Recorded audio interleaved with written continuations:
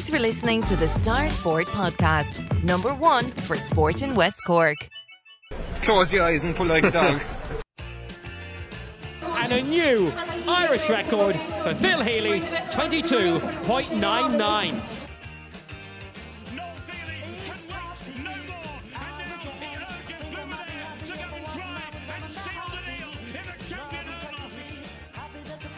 Christy Cooney hands over the Sam Maguire Cup to Graham Canty, Cork All-Ireland champions for the 7th time ever.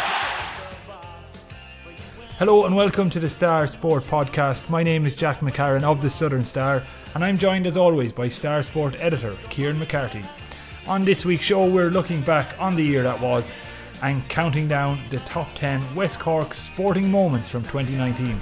This, of course, is a subjective list, and if we've missed anything out that you think belongs, you can forward all your complaints to Kieran, who is available at sport@thesouthernstarTV, so don't bother getting in touch with me. Kieran is the man who's compiled most of this list, so all complaints to Kieran. Kieran, without further ado, let's kick things off straight away, and in no particular order. I question that as well.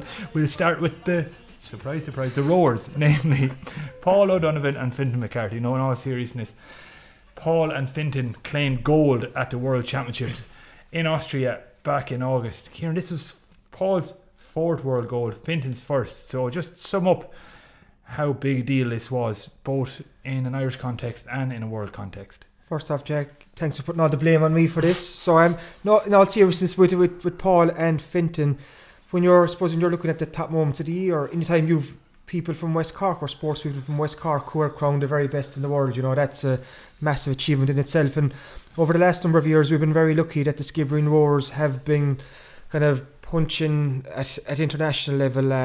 They're, like you said there, Paul has won 4 world golds. That's 4 world golds in a row. Incredible achievement.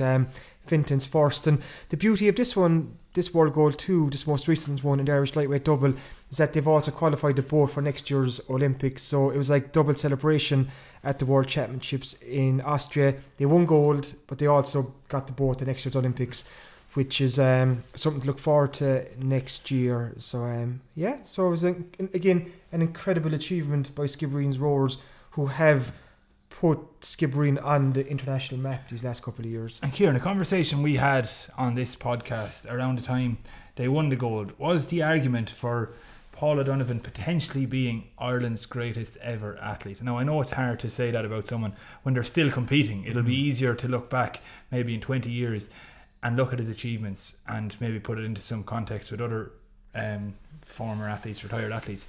But I think it's fair to put him into the conversation at this point. 4 world golds and an Olympic silver, like, that's an incredible run of success. That's exactly it, Jack. What you can say right now is that he is Ireland's greatest ever rower. That's without, no one can argue that point. Like, you've listed off what he's won there in terms of world golds, and he's been a European champion, he's an Olympic silver medalist, and so on. So he's standing as Ireland's greatest ever rower, cannot be disputed. He's an incredible athlete.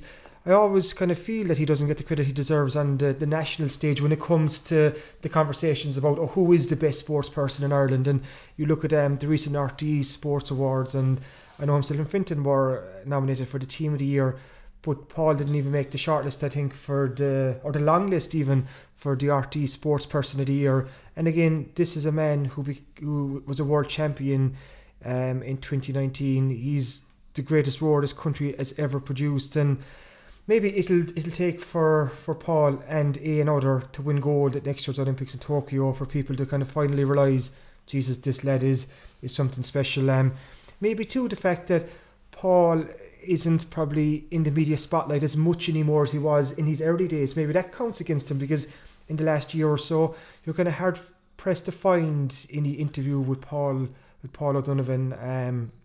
He's just not doing it at the moment. He's at the Ploughing Championships once a year, and there's 1 or 2 other bits and pieces. But besides that, we're not seeing too many Paulo Donovan interviews in I suppose the national media. So maybe his profile is suffering a small bit because of that, because people aren't hearing his voice and hearing what he has to say. But if you're judging it on talent alone, the man is phenomenal, so he needs to be in that conversation. I think the idea that he'd have to win gold to get full credit is a bit far-fetched when you consider like Ireland's most famous modern Olympian is arguably Sonia O'Sullivan, who won a silver also, and she didn't come back and win gold. Paul has a good chance of doing that. I think when people are still competing, people don't really like to look on them as the greatest. But yeah, to not have been nominated for Sports Star of the Year was questionable. There was a few other questionable absentees from that list when you take into account your county man, Oisin Murphy, who was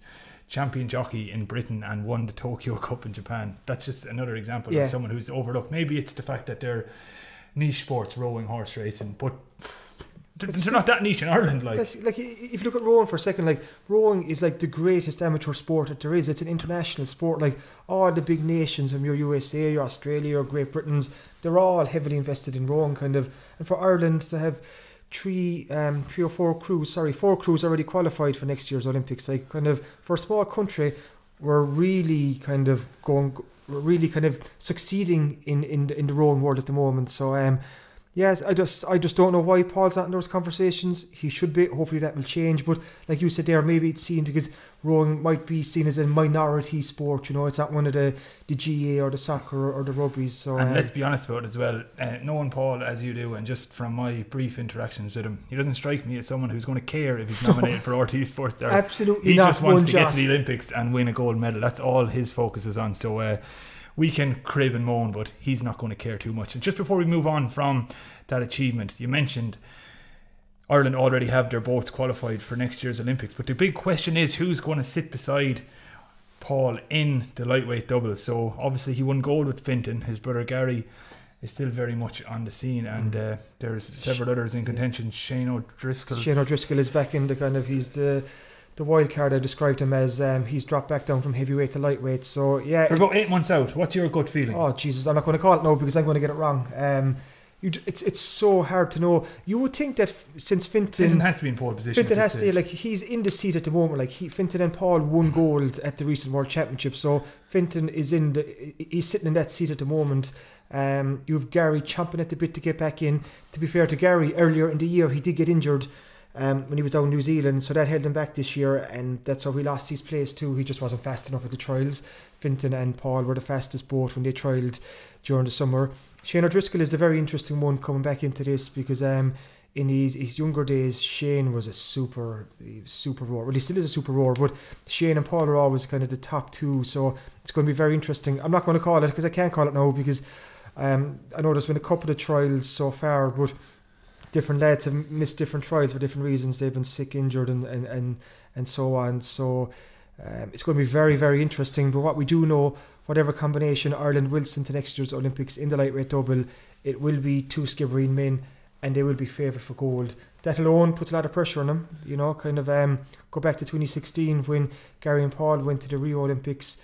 They weren't even considered a medal prospect. They were ranked, I think, 11th or so, or maybe 5th, or going into that Olympics. So they were very much kind of the new kids on the block. But whatever double Ireland sends over to Tokyo next year, there will be expectation on those two rowers, so it'll be interesting to see how that works out. And that's a podcast for 2020 already sorted there, Jack. Yeah, absolutely. Well, we'll move on from a big international story to a more focused local story, and that is the one of Dohenny's ladies finally landing a county championship at the 4th time of asking. Kieran, this is we've spoken to a number of the players on the podcast this year, and this was just kind of like they've been knocking at the door for so long. They finally got over the line this year, led by a number of Cork players, obviously. So just maybe sum up what it meant to Dohenny's and how important it was for them going forward.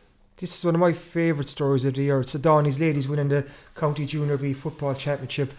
The 3 years previous, the Dohenny's ladies got to that County Junior B final and they lost on every occasion. So kind of to lose one county final is tough. To lose 2 county finals in a row is heartbreaking.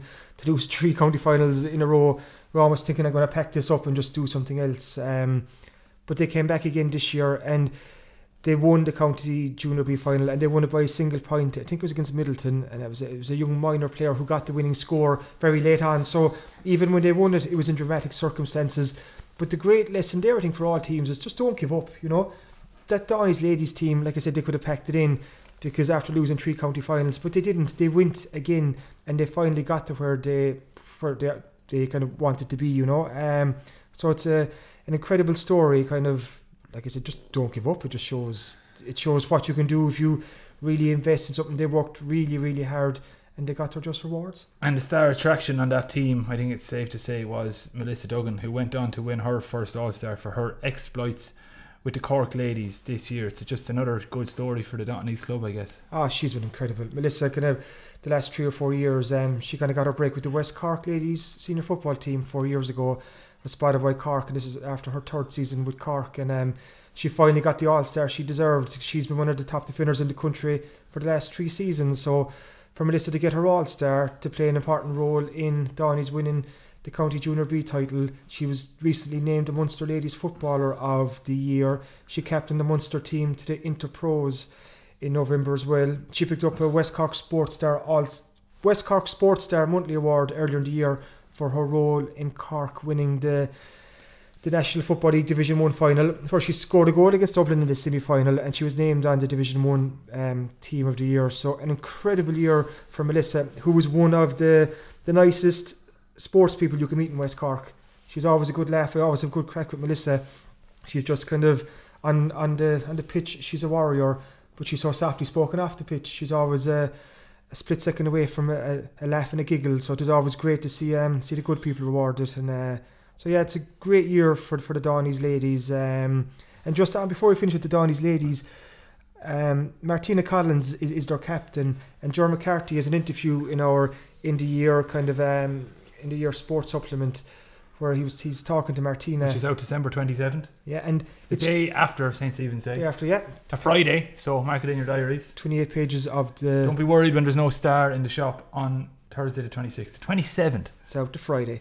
But Ger has an interview with Martina Collins, the Dottonies captain from this year, and it goes back to the end of last year after Dottonies lost that 3rd county final in a row, and Martina is a guard in Waterford.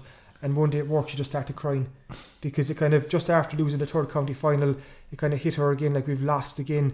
So it just showed how much it meant to these players and this kind of band of sisters, these group of Dottony women. So for them to come back, like I'm repeating myself here, but for them to come back from those setbacks and heartbreaks is phenomenal for them. So huge congrats again to the Dottony ladies. Yeah, that was a great story, and we enjoyed covering it throughout the year. We're going to stick with Gaelic football for our third top moment of 2019, again in no particular order, and that was the Cork under-20s All-Ireland success, led by Island Rovers clubman Peter O'Driscoll, who captained the side. And Kieran, just looking at your review of the sporting year, which again comes out on December 27th, the thing that stood out to you was the final itself. You were there, and it was an absolute cracker. Oh my God, like kind of, even as a Kerryman, this has had kind of the hairs standing on the back of my neck. It was just an incredible game, an incredible occasion.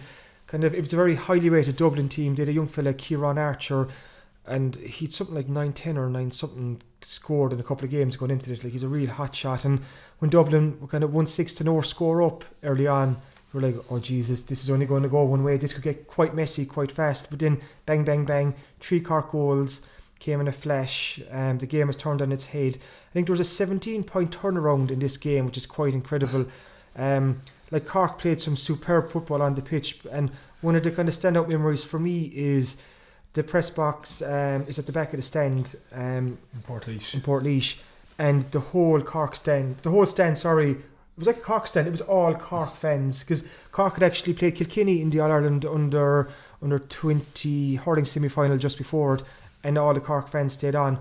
And the noise, you could feel the kind of the energy coming off the crowd right onto the pitch. And it was very telling too at half time, as Cork and Dublin were leaving the pitch.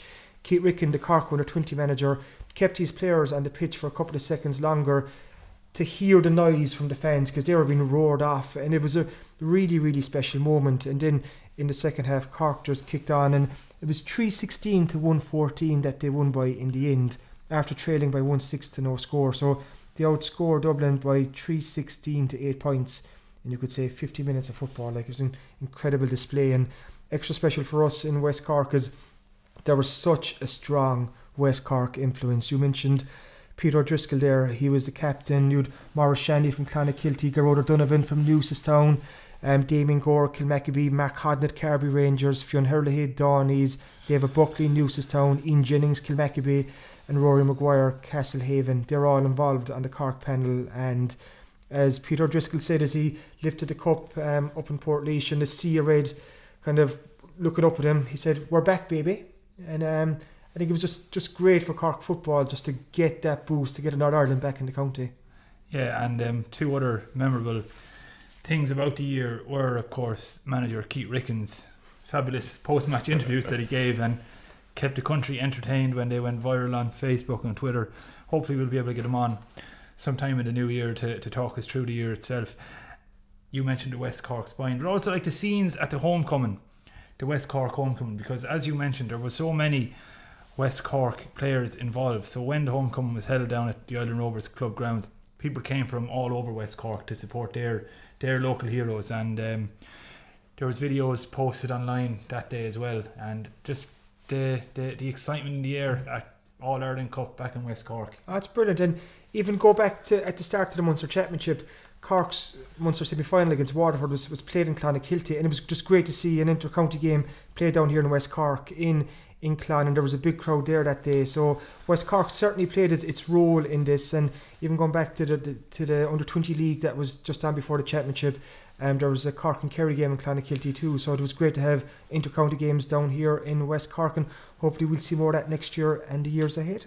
Well, from the Gaelic football field to the sprinting track, and of course the Ballineen bullet, Phil Healy. She had an up and down year which was interspersed with injuries alongside some success. 2020 is obviously going to be her biggest year to date, possibly in her career, but focusing on 2019 for now, how do you think it fared for her? The reason I'm kind of putting Phil Healy into the kind of the sporting highlights of the year is it's almost like the Downey's ladies in a way. It's that warrior element, you know, kind of the kind of separates these sports people from everyone else. I always remember Phil's coach Shane McCormack telling me years ago that Phil reminds him of Roy Keane, that she has this kind of steely determination kind of behind her eyes, kind of, and that's not something you'd associate with Phil Healy. You kind of think of her as this kind of Ireland's fastest woman, and she's such a polite, pleasant and personable person, but she has obviously this warrior gene, you could say, or this warrior element about her. The warrior code, as Chris Eubank Sr. would say. Exactly, because go back to this year, she broke her metatarsal back in April. She was on a warm weather training camp out in Malta, a place you know quite well, Jack. I do indeed. The old town in Valletta. She stumbled there on the cobbled streets, kind of snapped her a metatarsal. Could have been a lot worse. She was quite lucky. She was millimetres away from a very, very serious injury. But 12 weeks to the day after she broke her metatarsal, she was actually back racing at the World University Championships in Naples. And for her even to make it back onto the track for that was a victory in itself, because she only started running a couple of weeks before that because she was in a cast for so long. So it just shows that we're dealing with a very, very special sports person here. She still achieved an awful lot in 2019, kind of national titles, indoor titles. She went to the World Athletics Championships in Doha in September for the first time. Again, coming off the back of that injury, so maybe she wasn't where she wanted to be, but still, for her to be at that level was it just shows the ilk and the kind of calibre of Phil Healy. Next year is the big one though. She wants to get to the Tokyo Olympics. She has a very, very good chance of getting there, which would be amazing. That we'll have the Ballineen Bullet kind of racing the bullet trains over in Tokyo. She'll be hopefully winging her way there. There's different ways of getting to the Olympics. She'll either have to hit the 200 metre qualifying time, which is a lot harder than usual. It's kind of, I think it's 0.2 of a second faster than her current PB at the moment, but she does feel that she can hit that. Otherwise, there's a new ranking system in place where she's to finish in the top 52 or top 56 athletes in the world, and she's currently, I think, in the mid-30s there. So she's on track at the moment to get there, but she still has a bit to do, so she needs a good couple of races early in the year to kind of get her over the line, and hopefully Phil will be heading to the Olympics next year. Absolutely. And staying with athletics, the next sporting highlight of 2019 in West Cork, according to Southern Star sports editor Kieran McCarthy, is the successes of Darrell McEnhedy, the Glengariff middle and long distance runner. His highlight was probably the European bronze medal, but there was also good performances when he's stepped up to junior as well, or from junior to senior. When you're talking about, because Darrag's highlight being the bronze medal at the Under-20 European Championships in Sweden in the summer, where he came third in the 5,000 metres. Initially he was gutted. He wasn't happy with a bronze medal. We had him on the podcast year before he went out, and he was gunning for gold. He was one of the favourites going out there. He was the fastest in the European rankings. It's kind of the race itself kind of turned out not the way he wanted it to, but still to come home with a bronze medal from a European Championships is a fierce achievement. It's a unique club he's now in, and it includes John Tracy's silver medal in 1975 and Mark Carroll's gold in 1991 as Irish athletes to have won medals at the European Under-20s in the 5,000 metres. So it's a very unique club. So for Darragh to be in the company of the likes of John Tracy and Mark Carroll, it shows you again the calibre of a young sportsman from Glengariff. He had a very, very good year, in fairness to him. He set PBs into 3,000 metres and 5,000 metres. He also performed well at the European Cross Country Championships in Lisbon. Just this month he finished 12th there. His best placing. He's now moving on to the senior ranks in 2020, so there's a lot more to come from him. It's also a year he started college up in Dublin. I think he's up in UCD now. So it's been a big year for him. Year of change, but he's still knocking out the PBs. He's still performing at international level. He's winning European bronze medals. So he really is a top prospect, and we're going to see a lot more of him in years to come. And just to go back to, see, 2020 is an Olympic year. Go back to 2016 when Darragh was just 14 or 15, when he was flown out to Rio as a training partner for Arthur Lanigan O'Keefe and Natalie Coyle when they were in the pentathlon. You think that he was only 15 and he was used as their training partner. So it shows the level he's at. Oh yeah, he's been on the radar for some time, and it's great to see him now kind of starting to realise his potential, and there is more to come. So 2020 will be a big year, his first year senior, so looking forward to that one.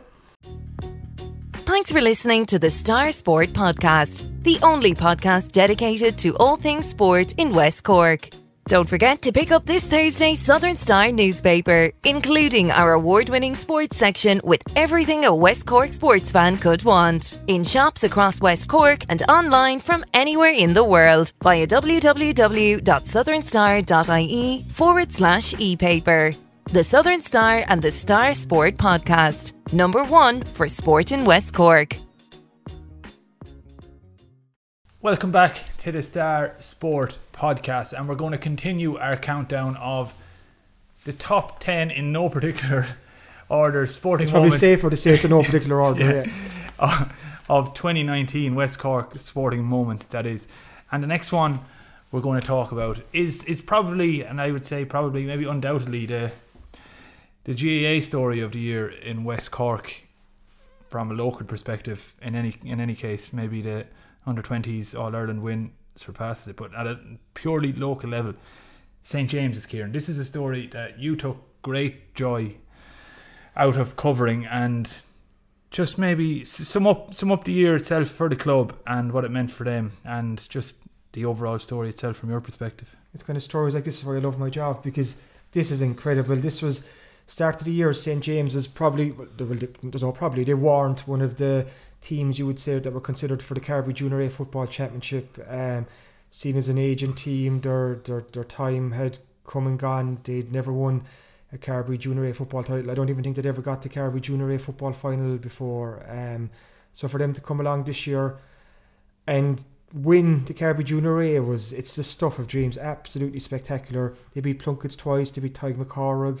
They did the big Argylene Rangers in the semi-final before beating Bell in the final. So for the first time, and I think in their 127-year history, St. James's were Carbery Junior A Football Championships. Absolutely incredible stuff. When you consider too that either 11 or 12 of the starting 15 in the final were 30 years or over, so kind of experience counts, I suppose, Jack. It shows, kind of it's a club too. St. James's, they didn't field an under 21 minor or under 16 team this year because they're just struggling for numbers.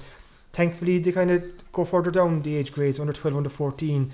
the signs are a lot more encouraging.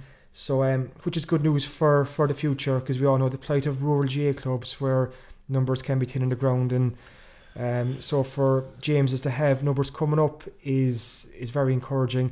But what's also encouraging is that these young footballers and hurlers now have heroes to kind of aspire to, and achievements that they'll hope to emulate in years to come. This St. James's kind of team of 2019, they'll go down in legend as in St. James's club history, but even Carbery GA history, because it's a story that really captured the imagination of everyone. There was so much goodwill towards St. James's, and not only did they win West Cork, but they went all the way to the county final too. Came up short against a very, very strong Kilchannig team there, and there was they lost nothing in defeat there really, because they weren't expected to win. I think that was one of nearly the biggest things about their showing this year. After they won this legendary Carbery Junior A Football Championship, they could have easily put their feet up and just celebrated and done the absolute dog on it, and they would have deserved to have done that, but they refocused and managed to fight their way to a county final, which is incredible, especially considering you mentioned nearly the entire team is over the age of 30, so it's not like they had a huge panel of players to pick from. And it was the following weekend, I think, they played their first round of the county. They beat Ball on the Sunday, and I could be wrong here, but I think it's actually the following weekend they played Cove in the first round of the county, and they hammered them. It was like 18 points to 2 or something like that. So for them to refocus and reset so quickly after such a monumental achievement for the club was incredible, really. And one of the other big stories of St. James's was goalkeeper Paulo Donovan. 9 championship games, not 1 goal conceded. Incredible. So that's the 5 Carbery games and the 4 games in the county. Kept a clean sheet on every one. Obviously the James's defence deserves a huge amount of credit for that, but for Paulo Donovan to go the whole championship campaign without conceding a goal is his legend is assured kind of as well. So an incredible season for St. James's. Absolutely, and as we mentioned, an absolute pleasure to cover and hear from all the lads throughout the year as well. The next sporting moment on our list is Bandon's Conor Howrahan and that free kick against Georgia.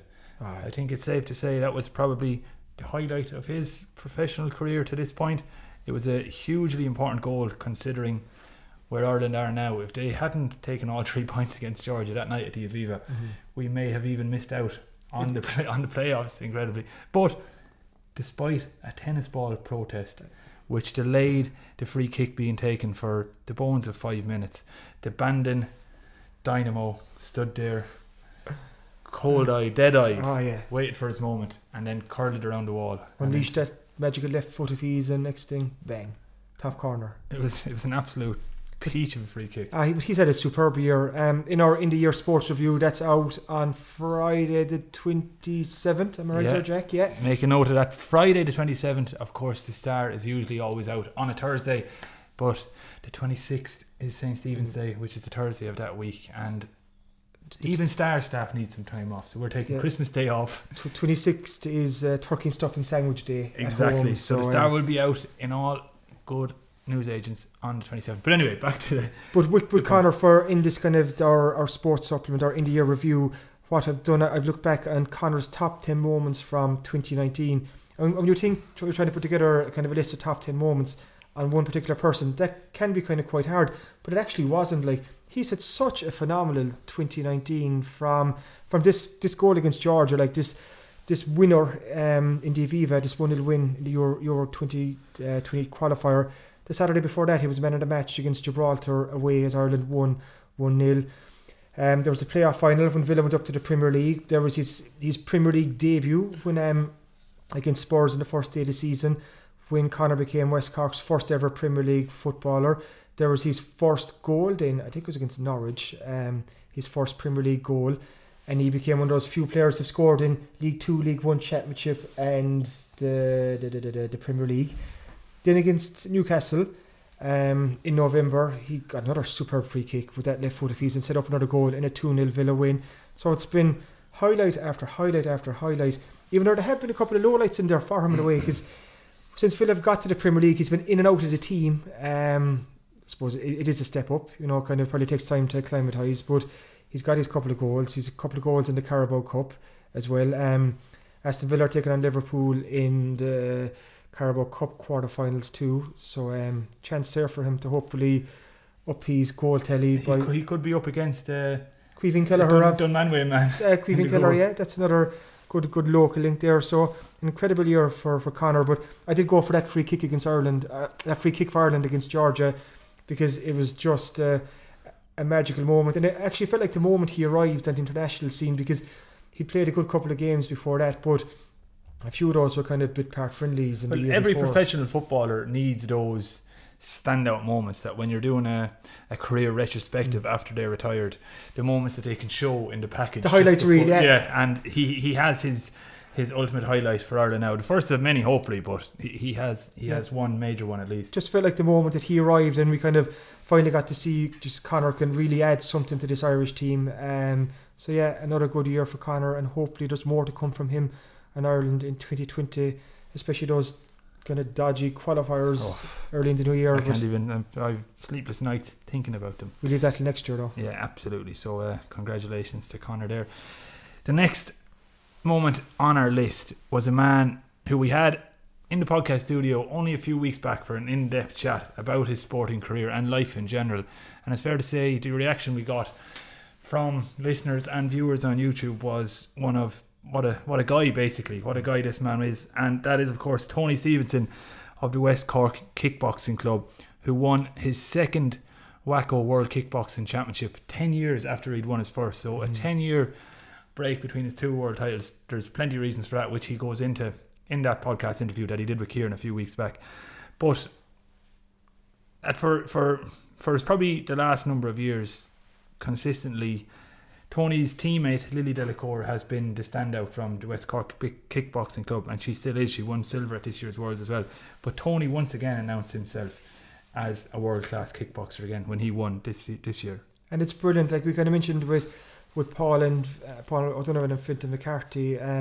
Like to have world champions coming from West Cork is phenomenal. Like, and Tony kind of he can stand side by side with the likes of Fintan McCarthy and Paulo Donovan in 2019, because Tony's also a world champion.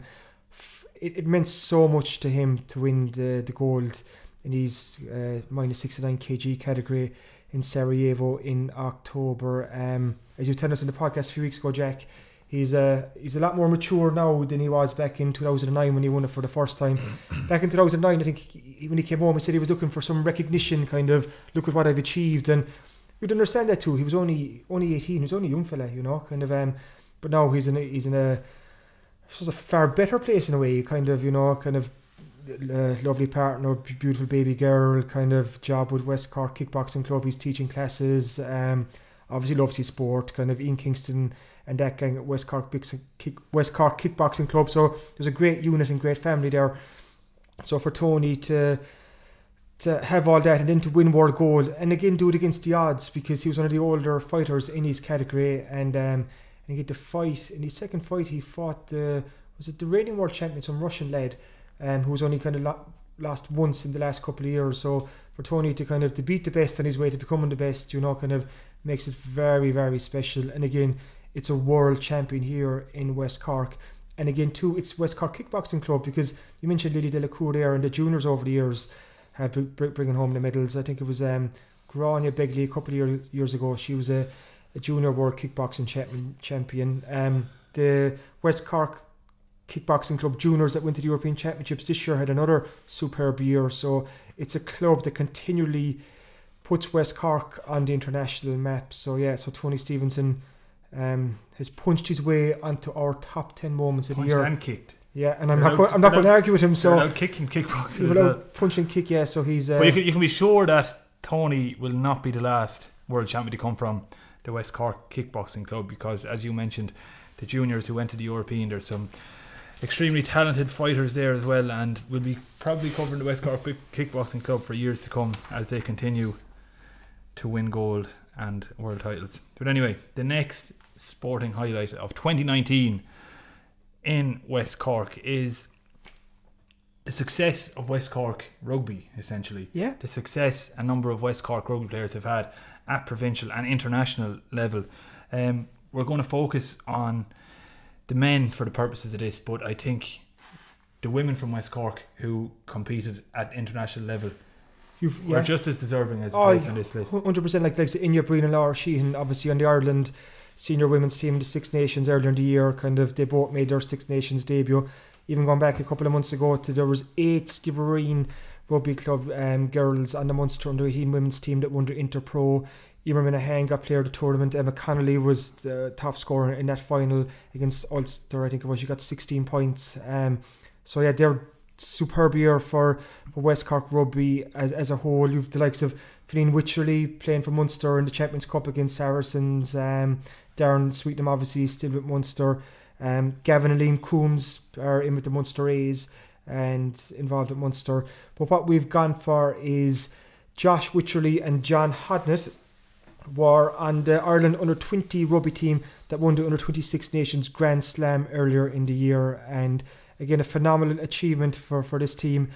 And Josh from Cahill and John Hodnett from Moss Carberry, they played crucial roles in Ireland's success. To win a Grand Slam is an incredible achievement, and have 2 West Cork fellas powering Ireland over the line makes it all the more sweeter. And they're 2 fellas with 2 big futures as well.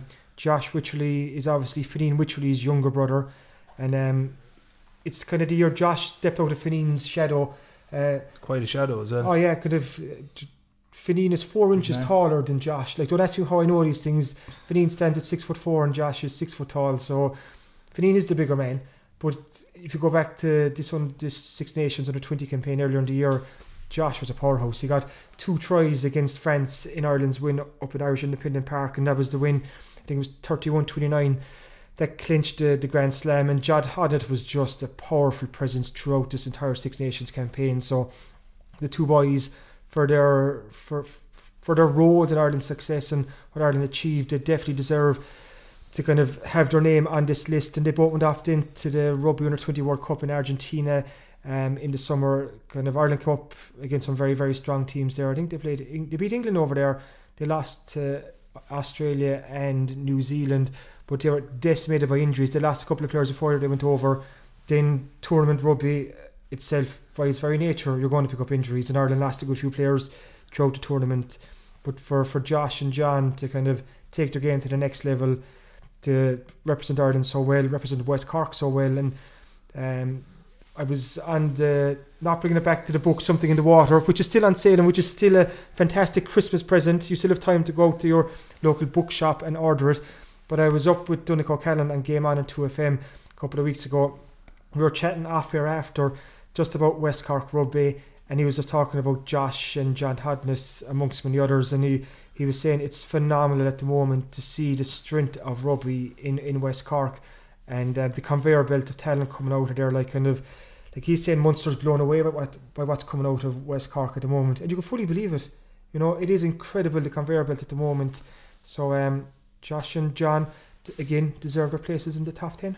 Yeah, so continued success to all involved in West Cork Rugby going into 2020. Now the last moment on our list is a big one in terms of the man's position in the sport we're talking about. And after the next break, we're going to have some honourable mentions and our own personal moment of the year from the list. But the last one we're going to focus on now was Noel Feely, the copying jockey, his retirement from the sport following an unprecedented level of success throughout his career. Just a stat that I want to read out before we go delve deeper into Noel's career, but he's a genuine all-time great for people who don't know. Noel Feely is a copying jockey who I don't think gets near enough the amount of credit he deserves, especially in Ireland. Over in the UK, he seems to be a bit more appreciated. But just put into context the names that he stands beside in the all-time list. So in January 2019, the Racing Post posted the list of the top 5 active jockeys by amounts of winners they've had in the UK and Ireland. So number 1 is Richard Johnson, who's had well over 3,000 winners. He's champion jockey the last 4 years in a row in the UK. Then the next few, these were still riding in January 2019. Noel's obviously retired since, as has number 2 on the list, who was Ruby Walsh, like one of the greatest sportsmen to ever come from Ireland, as well as Barry Geraghty and Davy Russell in 3rd and 4th position. Also 2 of the all-time greats, and names people know in every household. throughout the country, whether they like horse racing or not. People know Ruby Walsh, people know Barry Geraghty, people know Davy Russell. 5th on that list was Coppeen's Noel Feely. 5th, along with Ruby Walsh, Barry Geraghty, Davy Russell, and of course Richard Johnson, who's a UK-based jockey. But I don't think Noel is quite as well known as the other 3. No, which I don't know why. But it's strange, isn't it? When you consider what he's achieved. That's just putting into context. He's a genuine all-time great jockey, one of the greatest ever, and it's not hyperbole to say that.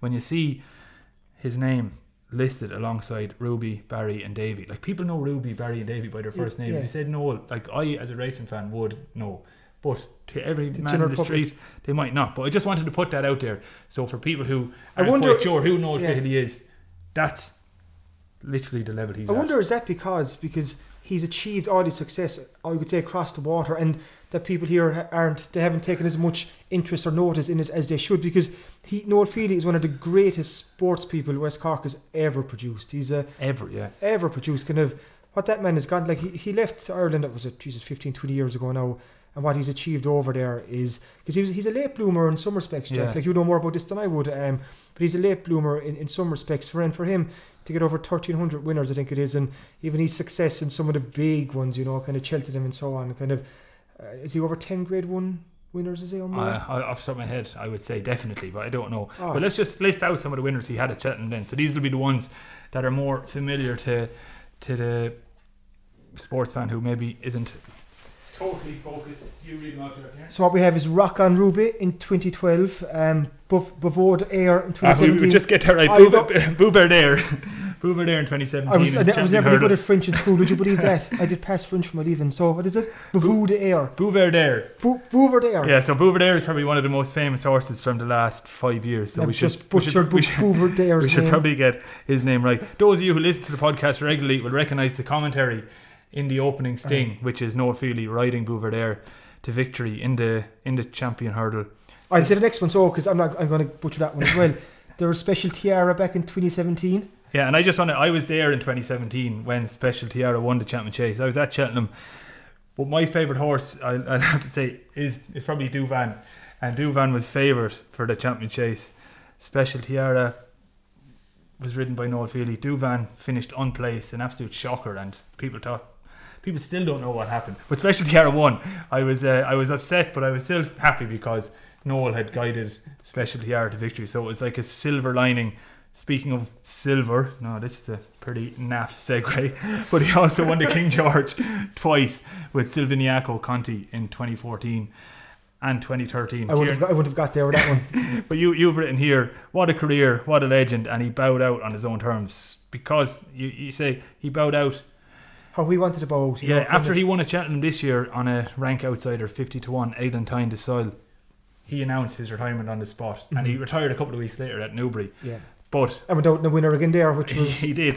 But I wonder, like, if Eglantine de Soil hadn't won at Cheltenham that day, I don't think he would have announced his retirement. But it was just a perfect moment. How could you not?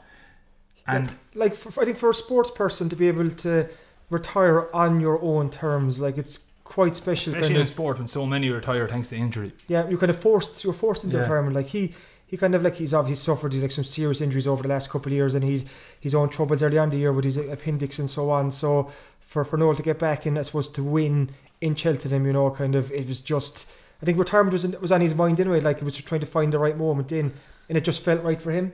And so for him to go out on his own terms is just, it's a very fitting way for him to end his career. When I think of, even go back in sport over the year, like, I also think of Eric Cantona, he went out on his own terms back in, what's that, just 97, 98, kind of, so it's kind of, I just think it's quite special and quite, I suppose, for the athlete and the sports person himself to know that you weren't pushed, or you weren't kind of nudged off to the side, or you weren't forced, So when jockeys do announce their retirement after having a winner at a big festival, we saw it with Katie Walsh at Punchestown the previous year. She had a winner and she said, it's time to go. That's Ruby's sister. So Noel done it at Cheltenham this year, and it gives the fans a chance to say thanks in the moment. Like, not many other sports get that. So the jockey's given his post-race interview after winning in front of 60 or 70,000 people, whatever it may be, and he just goes, oh yeah, that's probably the last time I ride around Cheltenham. And tears immediately start streaming down people's face. The interviewers are always taken aback by it, because oftentimes they have no idea it's going to happen. So these are the moments you live for in sport. And I remember Lydia Hislop, who is the presenter on Racing TV, formerly Racing UK, she carried out the interview with Noel Feely that day, and she just handled it so brilliantly. The emotion of the moment, just anyone go back and watch it. It was incredible. Noel Feely, a genuine all-time great. And what was lovely there, like you said there, kind of, there was people had a chance to say goodbye because it was it was at Newbury, Newbury, yeah. It was 9 days later for Get in the Queue. He kind of wrote the victory there, kind of. So there was all this kind of, we kind of knew this moment was coming, that this Saturday that he was going to retire. You know, his last race, then he won it. I think he got a standing ovation. Did he coming up? You know, all the other jockeys were out there and stuff. So it was a real celebration of his career. So I think it's a spectacular and very fitting way for him to bow out. So he definitely deserves his place in my top 10 before people start emailing me in with grief for the other selections. Not in that one, they won't. Question, no. No. So I don't think you can have any issues with the top 10, to be quite honest. Kind of, there's a couple that we said we get to in a couple of minutes that were just missed out, but it's just another spectacular year for West Cork sport. It really is a golden era. Absolutely. Well, just after this final break, we're going to pick a few honourable mentions, and then each of us will pick our moment of the year from that top 10. Thanks for listening to the Star Sport Podcast, the only podcast dedicated to all things sport in West Cork. Don't forget to pick up this Thursday's Southern Star newspaper, including our award-winning sports section with everything a West Cork sports fan could want. In shops across West Cork and online from anywhere in the world via www.thesouthernstar.ie/e-paper. The Southern Star and the Star Sport Podcast, number 1 for sport in West Cork. Alright, welcome back to the Star Sport Podcast, and for those of you still tuned in, thanks for sticking with us. Obviously we've gone through Kieran's top 10 West Cork sporting moments of 2019 in no particular order, but before we pick our moment of the year and wrap up the show for the year, because this is going to be our last show for 2 weeks, I guess. Will it be, so take a break kind of. Will we be back before New Year's Eve? No, probably not. So the first week of January. First week of January we're back, yeah. Yeah, so don't be too upset. We'll be back. We will be back. But Kieran, a couple of honourable mentions that just missed out on the list but deserve to be in the conversation. Yeah, obviously the Cork Miners had a terrific win. The All-Ireland Minor football final earlier in the year. There was again a very strong West Cork link to that team. Even Barry Rose, Paulo Donovan came on in the final against Galway and scored 1-2. So they're very unlucky, the Miners, to miss out on the top 10 list. Kind of again, James McCarthy of Castlehaven was a selector of the team. Bobby Dwyer was the manager from Orhan. There's such a strong local link to this team. Fantastic year. That All-Ireland Minor final against Galway was incredible. I remember the injury time there. Galway got a goal to go 3 points up, and Cork came straight back and they got a goal the other end to force extra time with Conor Corbett. Incredible game, so definitely deserves a mention. Also, Denzel Fernandez from Drimoleague, a soccer player from Drimoleague, won promotion with Shelbourne. They're up into the Premier Division for next year. Denzel joined Shells in mid-season and played his part as they got promoted, so Denzel deserves a mention. As was Ronan Hurley, actually, with Cork City. Ronan's from Skull, kind of his first, you could say, full season with Cork City as left back, and he really impressed. Signed a new contract there a couple of weeks ago.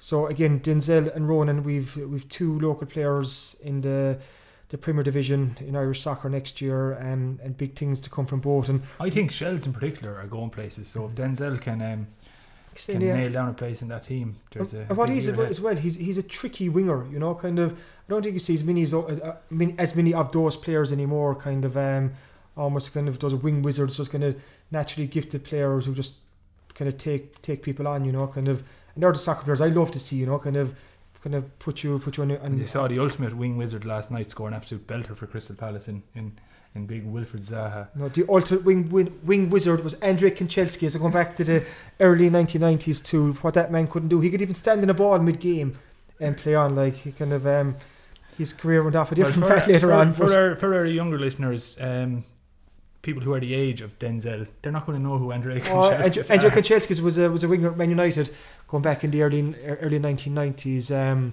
He was absolutely superb. You had him in one wing, Ryan Giggs in the other wing. Talk about the ultimate balance. Mark Hughes, Brian McClare. Okay, Kieran, it's okay. Let's move it along. I'm living in the past here as United fans, so just bear with me.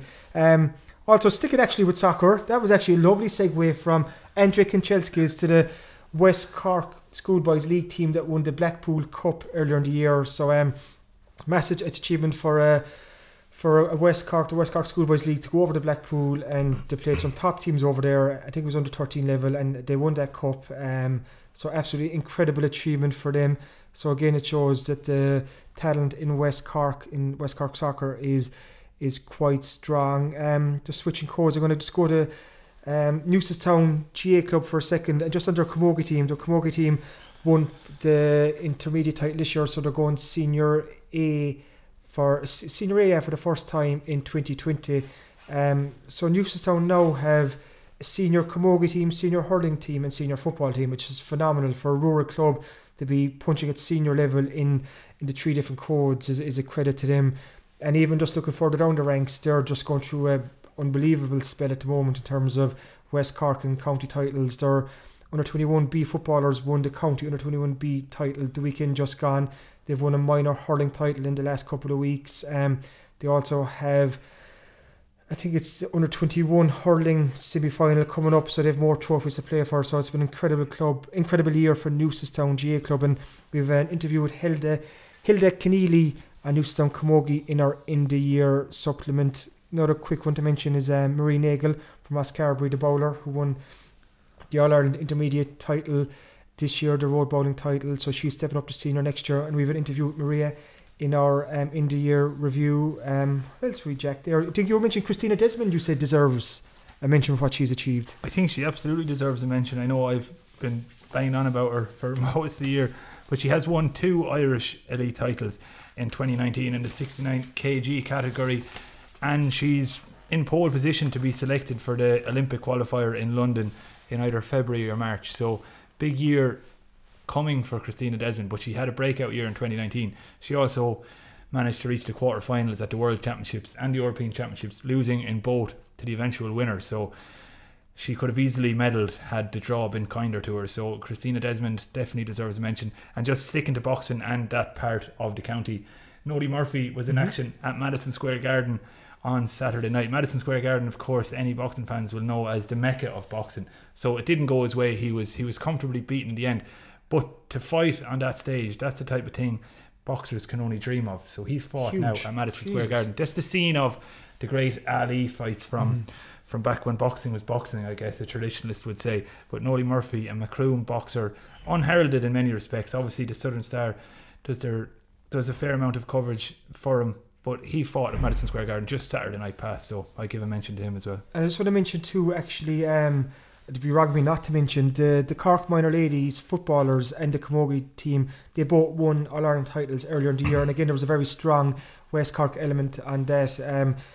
Go back to the Camogie success, the All-Ireland Camogie success. There was 5 local players on that team, and we had the 5 of them in on a podcast earlier in the year, and one of those was Ciara O'Sullivan, who's now won back-to-back All-Ireland minor titles.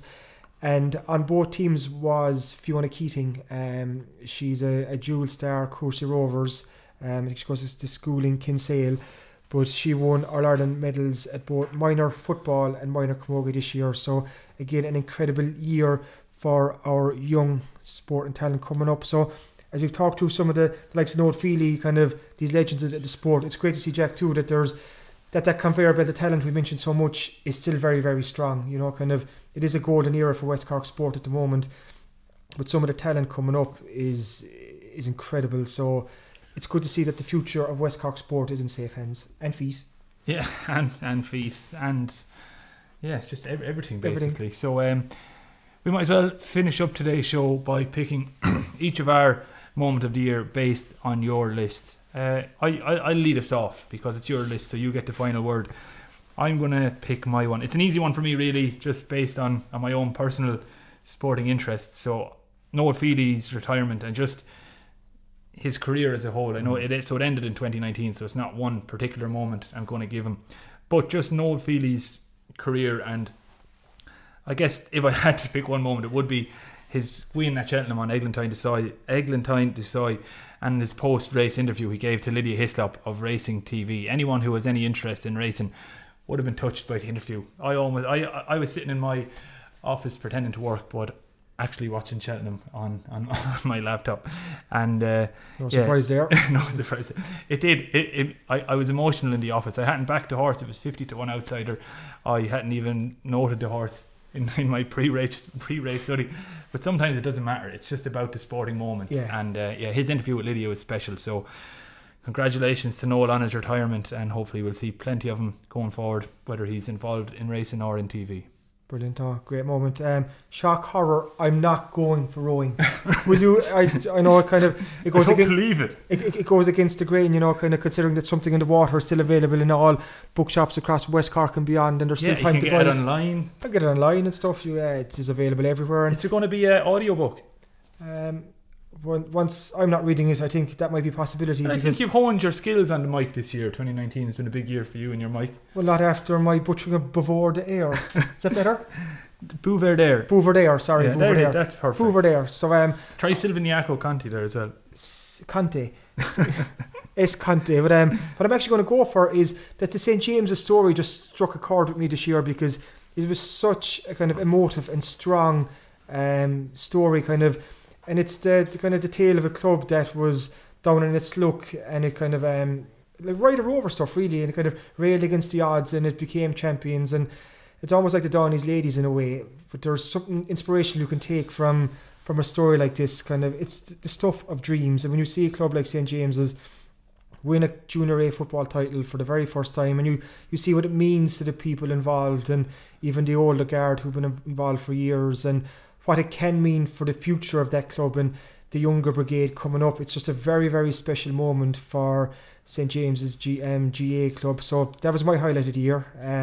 It's rare you get kind of stories like that. So it's just fantastic, and it's what makes sport so special and so beautiful. And it just really, really struck a chord with me. So St. James's get my number one pick. Yeah, so shout out to St. James's, shout out to Noel Feely, shout out to all the sports stars who've brought us so much joy in 2019, and hopefully there can be more of the same and more in 2020 here. And just to remind our listeners that the Southern Star is out on the edition of the 27th. Of course it's out this Thursday as normal. Normal. That's a given. But the following week, just after Christmas Day, as you're loosening your belt after your fourth helping of turkey sandwiches, and you're trying to figure out what to do with the relish and all those jars of little bits and pieces that, realistically, Jack, it's a bugbear of mine. I always find those jars of relish and marmalade and all those things. Your palate is very basic. You just wouldn't be able to appreciate something like a nice relish. Well, I appreciate relish, but not a full jar of it. But that's a different conversation. But so the Star, that edition is out on the Friday the 27th. So definitely pick along. So that's along. Christmas week. Go Friday. Along. The Star's out on a Friday. And we have our 2019 sports review. That's always worth to read. It's essential reading over Christmas. It's the perfect way to say goodbye to 2019 before you open your arms and say hello 2020. Absolutely. So thank you again for listening to the Star Sport podcast. We won't be back at the same time next week. So we'll be back in like 2 or 3 weeks. Back in 2 or 3 weeks. So just taking a well-deserved break. It's our first year of the Star Sport podcast. So just want to say big thanks to everyone who's listened and engaged with us, and probably put up with our rantings and our many mistakes over the year, Jack. Yeah. Many mistakes. So thank you so much for listening. We'll be back again in the new year. So all that's left for us is to say is have a great Christmas and a happy new year.